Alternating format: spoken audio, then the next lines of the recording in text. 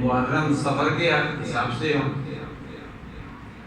اور ان 12 مہینوں میں جو برج ہیں، جو سیارے ہیں، یہ بھی اللہ کے، ستارے بھی اللہ کے، زمین بھی اللہ کی، آسمان بھی اللہ کا۔ وَلِلَّهِ مِيرَاثُ السَّمَاوَاتِ وَالْأَرْضِ، زمین کا وارث بھی اللہ، آسمان کا وارث بھی اللہ، ہماری جان کا وارث بھی اللہ۔ جب اللہ ہر چیز کا وارث ہے تو ہم اس اللہ کو کیوں نہ اٹھتے بیٹھتے چلتے پھرتے صبح شام دن رات سفر و حضر غمی خوشی میں رب کو یاد کریں اور اللہ اللہ اللہ اللہ کہنا شروع کر دیں۔ مرکزی جامع مسجد خوشبوئی مدینہ میں جمعرات کے دن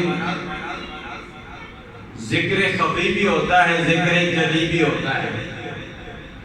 ذکر خفی میں لا الہ الا اللہ ہوتا ہے اور الا اللہ الا اللہ ہوتا ہے۔ پھر تیسری مرتبہ اللہ اللہ اللہ اللہ اللہ اللہ۔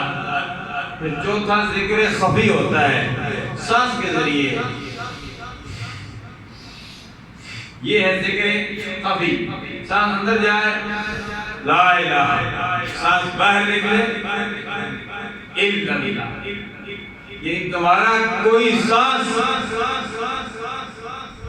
غفلت میں نہ گزرے، سانس اندر جائے تب بھی رب کو یاد کرو، سانس باہر نکلے تب بھی رب کو یاد کرو۔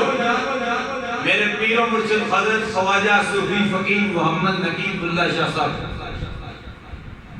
علیہ الرحمت فرمایا کرتے تھے، بیٹے اپنے مریدین کو فرماتے، اپنے متوسلین کو فرماتے، تمام مخلوق خدا کو یہ درس دیتے کہ تمہارا کوئی سانس بھی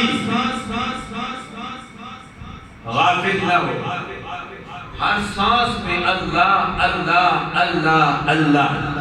اس لیے وہ ذکر جلی کے ساتھ ذکر خفی کا درس بھی دیتے ہیں اور پریکٹیکل کر کے امت مسلمہ کو بتایا کہ ذکر جلی کیا ہوتا ہے، ذکر خفی کیا ہوتا ہے۔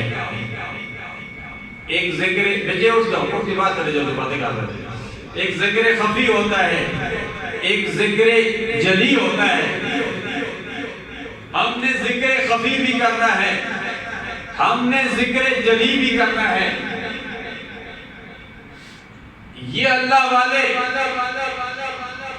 جن کے اعراض اصباح مقدس میں منائے جاتے ہیں،